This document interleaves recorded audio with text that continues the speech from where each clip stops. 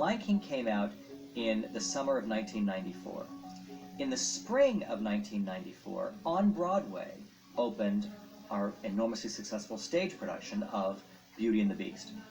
Michael Eisner said to me, you know, we should do The Lion King on Broadway. I think Tom Schumacher's on the record saying, you're crazy, Michael. Are you nuts? You're talking about a lion. Whether it was a good idea, whether we thought it was a bad idea, we all thought it was a bit nutty at first. Ah, that's the stupidest thing I ever heard. Everybody said, oh my God, you've got to be kidding. Lion King? What are they going to do, wear rubber heads and dance around or something? It just sounded awful and absurd. I thought, well, this would be like Cats, you know, but 20 years too late. I just didn't know how they could do it, except for, for having all those kind of mascots that you see at like professional NFL games walking around doing numbers. I thought, hey, that's going to be really great. So there was a lot of laughter accompanying the idea. So I simply said to Tom Schumacher and Peter Schneider, if you don't figure out what to do, then I'm just going to go do it. My point exactly. Because everybody was skeptical, and that created a scurrying around. It was Tom Schumacher, I think, that had just worked with Julie Taymor in a number of Broadway venues and said, the only way I can ever imagine it working is to have someone re-envision it, reinterpret it for the stage and do something highly theatrical. Julie's idea was very different because she said, although this is a story told with animals, it's a human tale. It's a tale of us. And so to do that, she wanted the human revealed at all times. And if you look, whether you play a principal character, whether you play an ensemble person who is becoming animal and plant, all these things, you always see the person. I had to play with keeping a certain amount of the character of the Disney character so that they're recognizable. But then I was also very inspired by African masks, which are much more abstract, much more stylized, much more essential, less soft and round. But you'll also see my style, and I have a definite sculpture style, mixed with Africa, so it's kind of a three-pronged thing. I wanted them not to look so flat. I want them to have a kind of depth that wood has. So texture and organic materials, fibers, wood, something that would make it less cartoon-like. This isn't to be a cartoon brought to life. This is an actual theatricalization of The Lion King as a script. Julie has a great way of taking a lot of different influences from around the world. You know, that she studied the Balinese dance and Balinese mask making, and she took a lot of the rhythms and the shapes and things from that. And the bunraku puppetry from Japan, where the people manipulate the puppets in front of them and they're dressed in black. She took that idea for Timon and for Zazu, and the mixture of all of this, the mixture of masks and puppets and people and the abstraction of it, I think, just really helped to make Lion King work. It's very hard to single out any one individual and say they were responsible for what happened. I'm a very big believer in the collective process of the coming together of an extraordinary bunch of artists to create something extraordinary. Without Julie Taymor, however, The Lion King in its present form would never exist.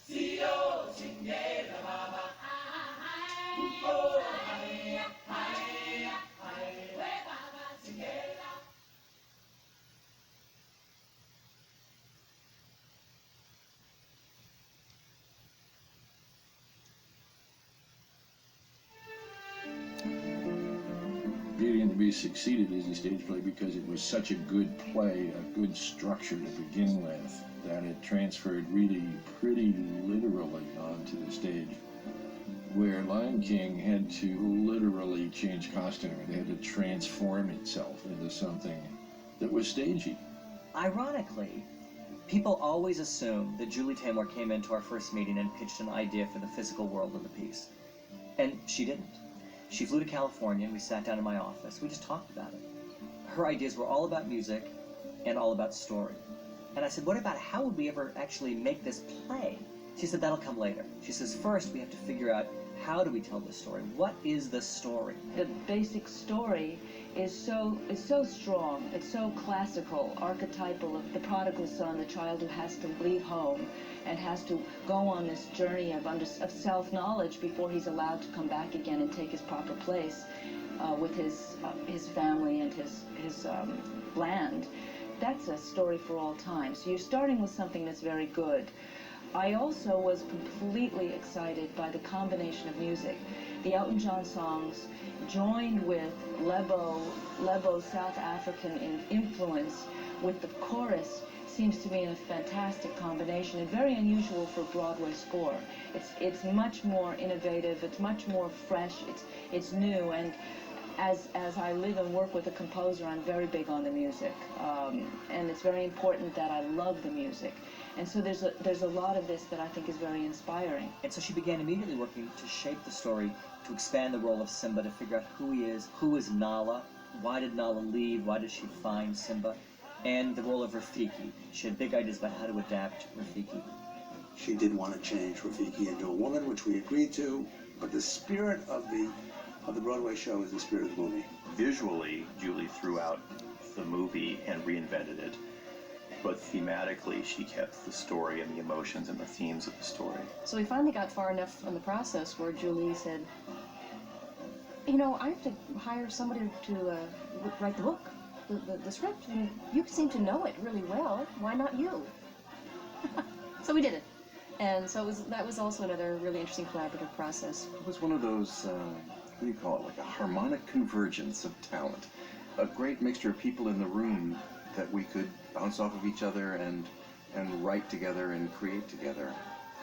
It was one of those sort of, I don't want to call it a rare thing, it's just a precious thing. That's the testament to an artist. If they make a strong enough statement, then it always feels like, well, of course, it's always been that. You know, it creates its own identity and it lives and people feel like it's always been there.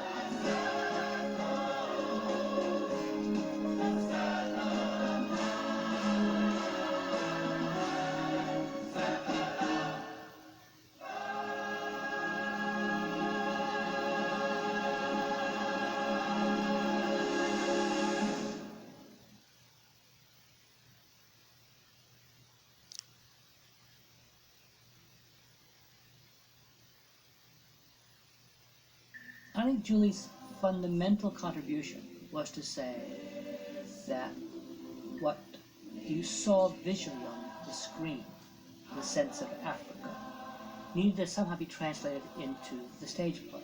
And her instinct was that the music was that translation. She re-emphasized or made more important the African element of the film too, the Lebo M stuff, and that works so brilliantly. We approached two teams simultaneously, the same two teams that we had essentially done the movie with. Flew into Elton and Tim and spotted 3 different places for them to write songs, and they did that. It was The Morning Report, Chow Down, and The Madness of King Scar, which opens the second act. We said we need these 3 story points to be told.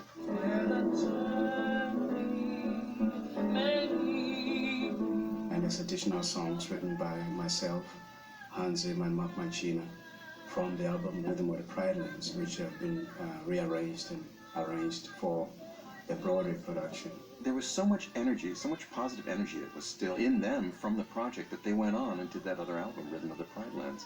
Rhythms of the Pride Land became such a key and instrumental piece of the stage show. The Broadway show wouldn't exist without them having done that album. It's interesting how one thing just grows out of the other. And Lebo M and Mark Mancina, taking the sounds of that album, of weaving it in, created the chorus and the Africanization of the Broadway show, which I think is the essence of what people find so powerful. But in that case, it was very difficult, because if you look at the range of music in the Lion King stage musical, we have everything from sort of traditional African, Chinese, and then we go into British pop songs. It goes all over the place. And in that situation, you have a live band in a pit that has to play all of that. It's not, you can't have recordings, you don't have sequences.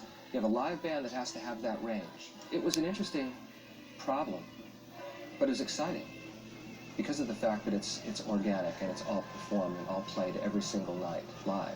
And the more live I could make it, the more tactile and really feel like a totally present event, the more exciting I think it could be as theater.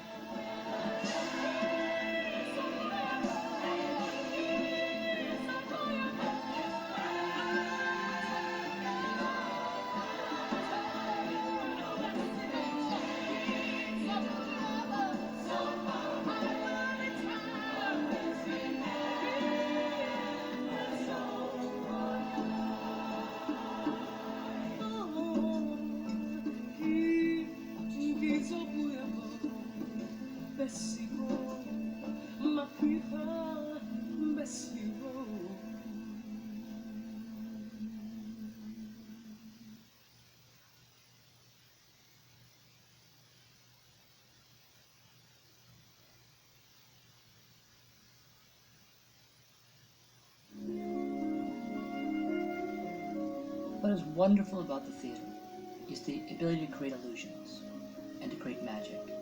Everyone said to us, how in heaven's name are you going to put The Lion King on stage? But of course, it all comes down to just stage design. And there was a fantastic team, really headed by Julie. Julie put the team together and really shaped the vision for the show. She, of course, designed the costumes, and along with Michael Curry, designed the puppets and the masks. But she sculpted herself all of those puppets, all those masks of her original sculptings. She designed the costumes, coming up with ideas like that the cast, the ensembles could be both flora and fauna, that the savannah could rise up out of the floor with, in a sense, grass pallets on people's heads, and that they could sing. The savannah itself is singing. They become plant life again inside Came for the Love Tonight. But they also play the fauna, they play the animals. Always revealed, though. Her big idea was always revealing the human. When you look at it, it's really quite simple. It's clean. It uses a lot of, very theatrical, early theatrical tricks. And the simplicity of it is what makes it work so seamlessly and smoothly. The lighting that Don did, the scenic design that Richard Hudson did, was working with this fundamental concept Julie had of you could be very spare and then very full and very spare. And that's all set against Don Holder's beautiful dance lighting, if you will. His fantastic use of color and saturation. The beautiful makeup and hair that Michael Ward did, and then Julie and Michael Curry's work with the puppets, and then Julie's work on the costumes. These elements all come together to create an entirely new look for it. All those ideas are sketches of things that create the illusion that you're someplace else.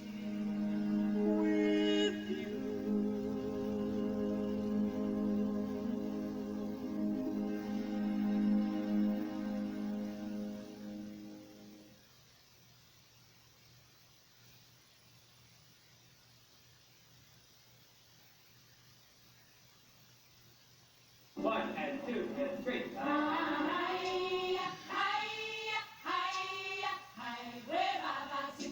There's a lot of different elements of the movement in the piece.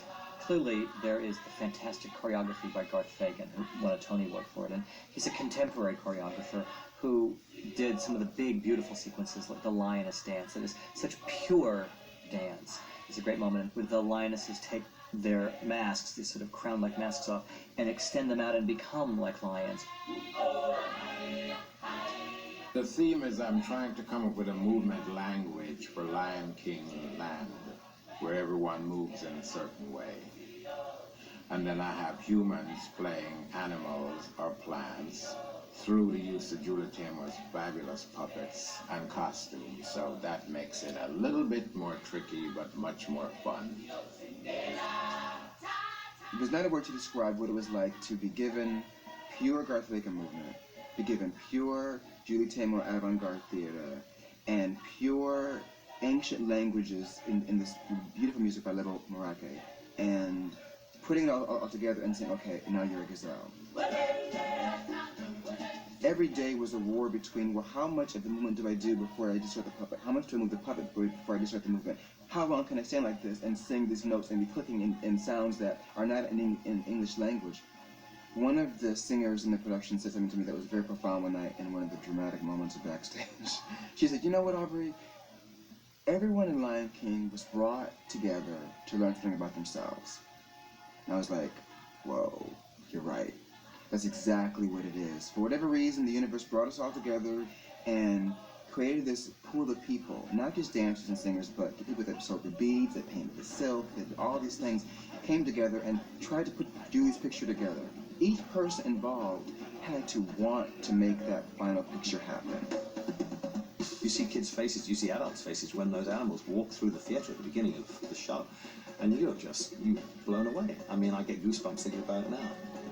It's still fun to turn around and watch the people behind you realize what's happening. It's an amazing moment in theater. The show does not limit itself to one style. It explodes with different styles. In the same way that it explodes with puppets, you see shadow puppets, you see rod puppets, you see hand puppets, you see mechanized puppets. And all the seams are visible. You see cranks and gears and pieces of sets and scenery go by. Our audience is willing completely to take huge leaps of faith and fantasy. It's something we're all born with. we all have, hopefully for all of our lives. And those kinds of leaps of fantasy are something we try to do in our animated films, and something that Julie Taymor did on the stage.